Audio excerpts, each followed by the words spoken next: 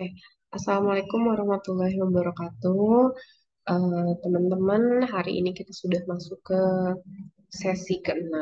Nah, kalau kemarin kita itu baru belajar tentang konsep dasar, terus udah gitu pasar atau institusi keuangan, terus kita belajar juga tentang bagaimana menganalisis laporan keuangan. Nah, kalau yang ini tuh lebih aplikatif kepada apa ya, kehidupan kita sehari-hari gitu ya, yaitu adalah tentang time value of money atau nilai waktu dari uang. Nah, konsep dari nilai waktu uang ini yaitu sebenarnya ingin menyampaikan bahwa sebetulnya ketika Anda memiliki uang, sebaiknya atau bahkan seharusnya itu Anda investasikan sehingga nilai dari uang itu tidak menyusut dimakan waktu, sebab jika uang itu hanya didiamkan maka uang itu tidak bekerja dan karenanya nilainya itu semakin lama akan semakin turun. Nah, ini nanti kita akan bicarakan di slide selanjutnya ya. Lalu uang yang diterima sekarang itu nilainya lebih besar daripada uang yang diterima pada masa yang akan datang. Nah, contohnya ketika kita sekarang mungkin mendapatkan 10 juta rupiah gitu ya. Kita mendapatkan 10 juta. Nah, 10 juta saat ini tahun berapa? Tahun 2023 itu akan berbeda dengan 10 juta pada tahun 2043 misalkan. Ini jarak dari sini ke sini yaitu adalah 20 tahun. Akan berbeda nilainya. Lebih besar yang mana? Tentu saja lebih besar yang ini. Gitu. Pernah dengar kan ya teman-teman? eh, Mungkin orang tua kita pernah bilang gitu bahwa oh iya zaman ibu mah gitu kalau misalkan beli nasi itu 2.000 teh udah dapat sama telur, udah dapat sama ayam gitu. Ah sekarang mah 2.000 beli permen doang gitu. Nah, itulah kenapa yang dinamakan dengan uang pada masa sekarang itu nilainya lebih besar daripada uang yang diterima di masa yang akan datang. Nah, lalu ada juga nih yang kedua konsepnya yaitu lebih awal uang Anda menghasilkan bunga, maka lebih cepat bunga tersebut menghasilkan bunga atau bunga yang berbunga gitu ya, bunga berbunga atau bahasa lainnya adalah compounding interest. Maksudnya ketika kita tadi 10 juta ini kita tanamkan kepada tabungan misalnya dengan bunga 10%. Berarti pada tahun ini itu kan 10 juta. Tahun selanjutnya, tahun pertama itu akan naik jadi 10,1 juta. Karena 0,1-nya atau 100 ribunya itu merupakan bunga. Bunga dari 10, sorry, dari 10% 10 juta yang ini gitu. Nanti tahun berikutnya 10,1 ini akan kita kalikan lagi kepada 10%. Ini tahun kedua. Tahun kedua dikalikan lagi dan terus berlanjut. Nah, bedanya ketika kita menabungkan uang kita, maka bunga yang ini itu akan berbunga lagi ke sini. Itu akan berbunga lagi. Jadi bukan hanya pokoknya saja, 10 jutanya saja yang menghasilkan bunga, tapi bunganya juga itu akan menghasilkan bunga. Begitu. Nah, nilai uang saat ini atau hari ini itu akan berbeda dengan nilai uang 1 tahun yang lalu atau 1 tahun yang akan datang. Nah, kita lihat dulu nih, ada yang namanya garis waktu. Ini adalah saat ini adalah future, dan ini adalah masa lalu atau past. Ini bahasa lainnya adalah present. Sorry, present. Nah, Seorang investor akan lebih senang menerima uang 10 juta hari ini daripada sejumlah uang yang sama selama 1 tahun mendatang. Kenapa? Karena jika ia menerima uang saat ini, sejumlah 10 juta tadi, ia dapat menginvestasikan uang tersebut pada suatu tingkat keuntungan sehingga setahun mendatang uangnya lebih besar daripada 10 juta. Ya, kalau tahun 2023 dia dapat 10 juta. Tahun 2024 dia dapat 10 juta. Perbandingannya begitu kan ya? Nah, kalau uang yang ini ketika dia tabungkan di tahun 2024 itu sudah menjadi 10 juta 100 ribu rupiah. Nah, 100 ribu rupiahnya inilah makanya kenapa dia lebih suka mendapatkan nilai uang pada saat ini 10 juta dibandingkan dengan 1 tahun yang akan datang. Gitu.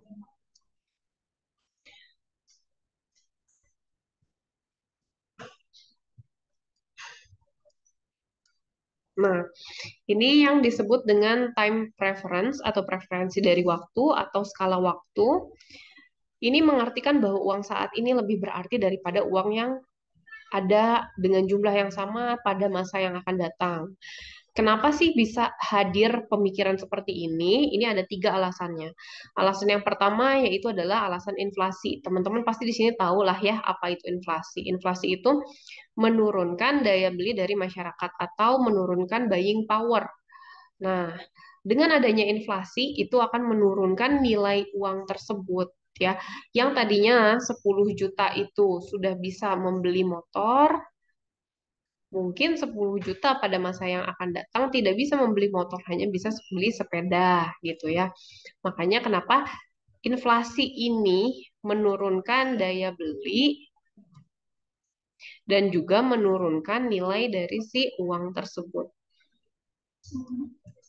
Nah, yang kedua adalah alasan konsumsi.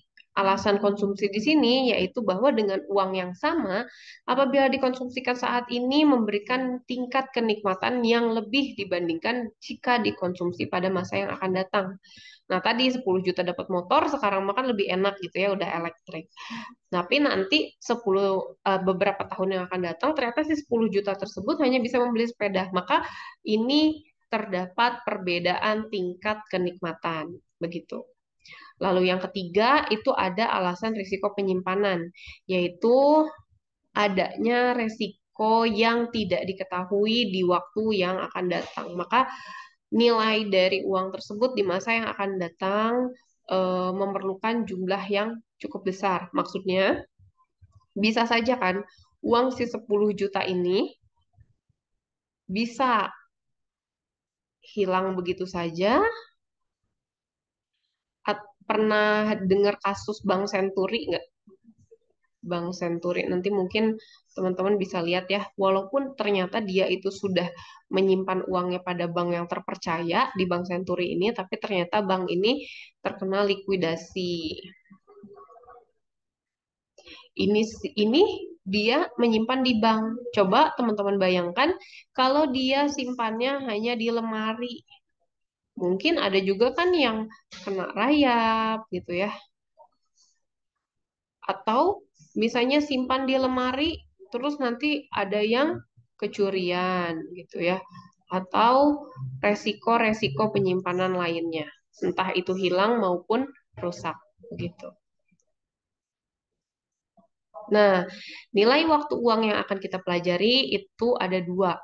Yang pertama adalah future value, yaitu nilai uang di masa yang akan datang. Nah, kita ini akan mencari seberapa banyak nilai uang yang ada pada masa sekarang, kita konversikan menjadi nilai uang yang ada di masa yang akan datang. Itu yang disebut dengan future value. Nah, yang kedua, itu kita akan berbicara tentang present value. Apa sih bedanya present value dan future value?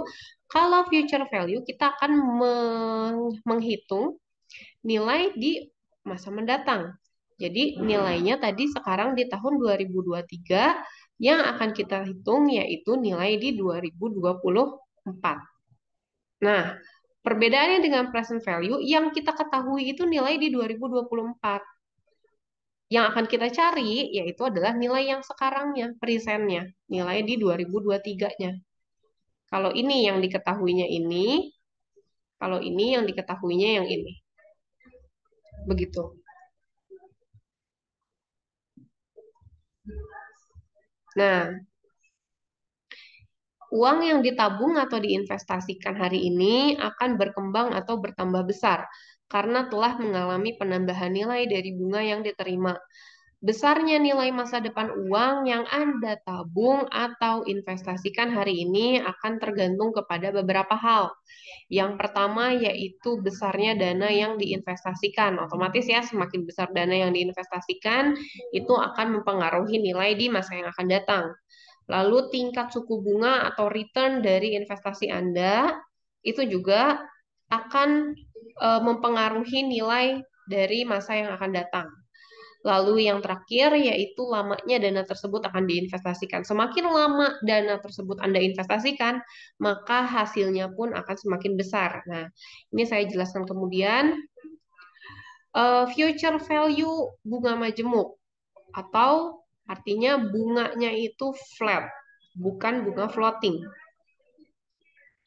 Nah, di sini formulanya adalah future value N.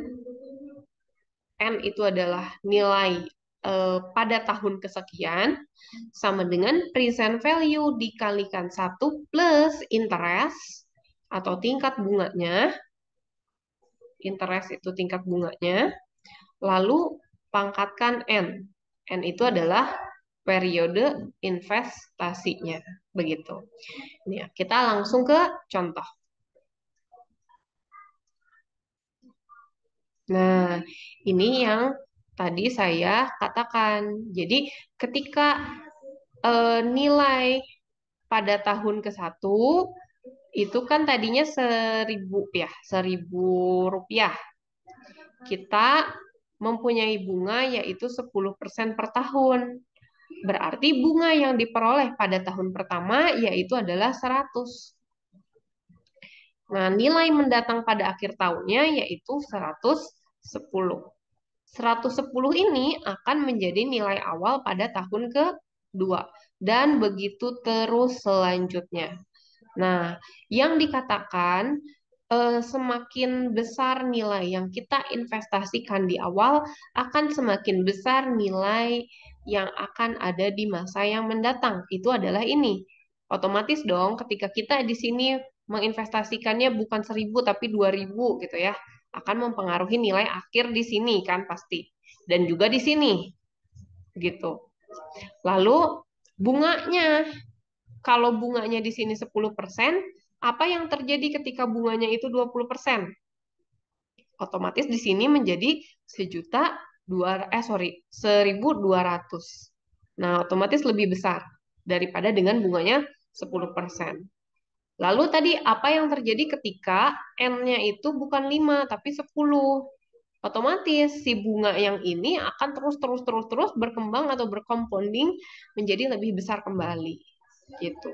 Jadi tergantung kepada 3 hal. Yang pertama adalah nilai yang diinvestasikan awal, yang kedua adalah bunganya, yang ketiga adalah lama periode uang tersebut diinvestasikan. Nah, ini adalah tabel faktor bunga untuk nilai masa mendatang atau future value interest factor. Ini sama dengan yang tadi, yang ini, segininya nih. Nah, jadi kalian nggak usah menghitung one by one. 1 plus interest, interestnya ini dimasukin, dipangkatkan N, N-nya adalah periode investasinya, sekian gitu. Ini kalau kalian mau menghitung manual menggunakan formula ini. Tapi kalau misalkan kalian mempunyai tabel yang tadi ini, nah, tabel yang ini, maka kalian tidak perlu lagi menggunakan tadi rumus yang ini. Karena tinggal, misalnya tadi N-nya berapa? N-nya 5 tahun. Terus I-nya berapa? I-nya 10%. Berarti kita cari di tabel ini. Lalu N-nya 5, berarti kita cari pada tabel yang ini. Maka ketemulah irisannya bahwa dengan periode waktu 5 tahun dan juga interest itu adalah 10%, maka nilai pengaliannya adalah 1,61. Jadi langsung aja caranya adalah PV-nya dikalikan dengan 1,61. Present value-nya berapa? Tadi kan present value-nya 1.000 misalkan, dikalikan dengan 1,61. Begitu. Hasilnya berapa? Hasilnya 1,61 bla bla gitu ya. Nah, sorry sampai di sini. Ini sama nggak hasilnya dengan yang ada di sini?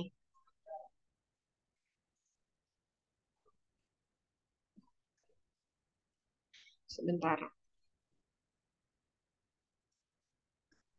Oh, nggak bisa back. Nanti kalian back aja ya. Ini saya sedang ada gangguan. Oh, ini nih. Nah, hasilnya itu sama dengan yang ada di sini. Ya, jadi ini dan ini setara. Walaupun cara perhitungannya berbeda. Begitu. Nah, ada juga yang dinamakan periode pemajemukan atau compounding period. Nah, definisinya adalah periode atau waktu penghitungan bunga dari suatu investasi. Contohnya yaitu bulanan, triwulan, semesteran, atau tahunan.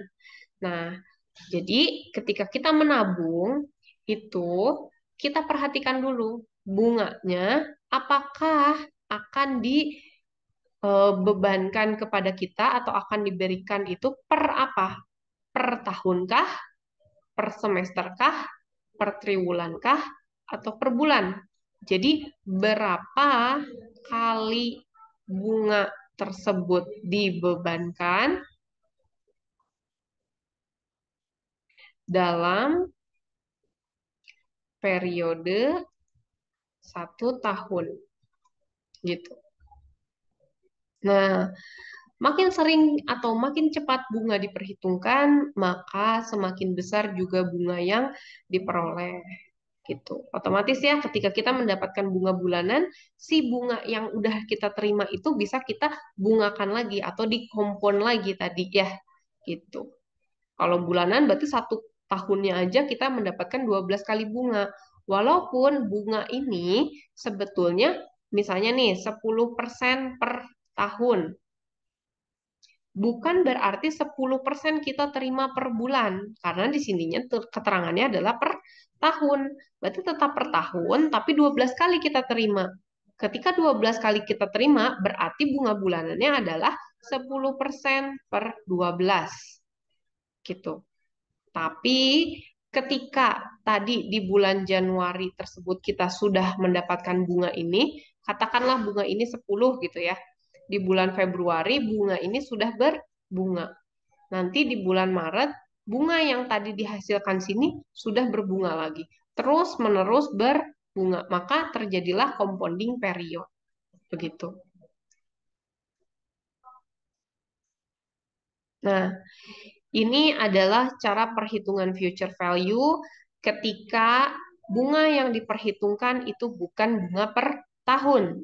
Sorry, bunganya per tahun, tapi diperhitungkannya setiap 6 bulan sekali atau setiap setengah tahun. Maka cara perhitungannya itu adalah seperti ini. Nah, mohon diperhatikan teman-teman di sini, interest per 2. Ya, lalu dikalikan dengan 2M. Nah, ini tadi kan ya interestnya tetap interest per tahun, tapi akhirnya kita bagi 2. Karena dalam 1 tahun kita membagikan bunga itu 2 kali atau setiap 6 bulan, begitu. Atau mungkin nanti bahasanya setiap semesteran. Ketika menemukan soal yang seperti itu, berarti teman-teman harus hati-hati. Sorry, 1 tahun itu berarti berapa semester? 2 semester. Maka di sininya 2. Nah, bagaimana dengan setiap triwulan? 1 tahun itu ada berapa triwulan? Ada 4 triwulan, gitu. Nah, ini suka pada kebalik nih. Kalau misalkan bunga diperhitungkan setiap 1 bulan, berarti 3 kali dalam 1 tahun. Kalau secara triwulan, berarti 4 kali dalam 1 tahun, gitu. Ini kalau diperhitungkannya setiap bulan. Jadi bukan hanya interestnya saja yang kita bagi menjadi 12, tapi periodenya juga kita kalikan menjadi 12. Itu untuk menjawab yang tadi, Januari, Februari, Maret, April, Mei, Juni, setiap bunga yang dihasilkan per bulannya akan kita compoundingkan. Maka perlu adanya 12 N atau pangkat 12 N. Berarti dikalikan kepada periodenya. Begitu. Nah, contoh dari soalnya yaitu Anton menabung uang di sebuah bank sebesar 10 juta rupiah dengan suku bunga 12% per tahun dan Anton menabung selama 3 tahun. Berapa tabungan Anton pada akhir tahun ketiga? Ini tadi ada nggak bunganya dibagikan berapa kali per tahun? Kan nggak ada. Berarti bunganya itu diberikan selama 1 tahun itu 1 kali. Maka di sininya hanya pangkat N saja. Atau kita menggunakan rumus future value sama dengan present value dikalikan 1 plus interest pangkat N. Nah, kita masukkan satu-satu. Present value-nya apa? Present value-nya 10 juta. Kita masukkan ke sini 10 juta. Dikalikan dengan 1, ditambah interestnya, yaitu 12%. Kita masukkan ke sini. Lalu, berapa lama dia menabung? Menabungnya selama 3 tahun. Berarti masukkanlah ke sini. Yang pertama kali harus kalian hitung menggunakan kalkulator manual, yaitu ininya dulu. Satunya dulu ditambahkan ini. Setelah ditambahkan, dipangkatkan. Jadi ditambah dulu, lalu dipangkatkan, lalu dikalikan dengan si present value. Maka dapatlah hasilnya 14 juta.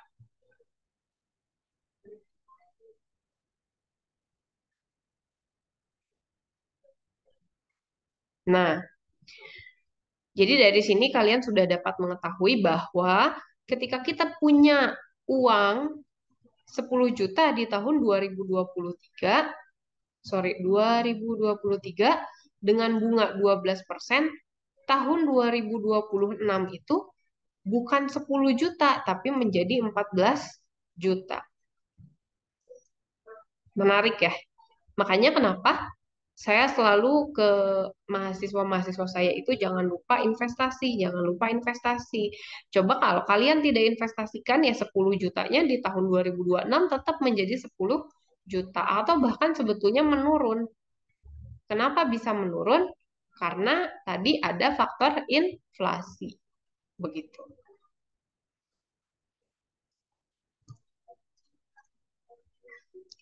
Kalau tadi kita berbicara tentang future value, maka sekarang kita akan berbicara tentang present value.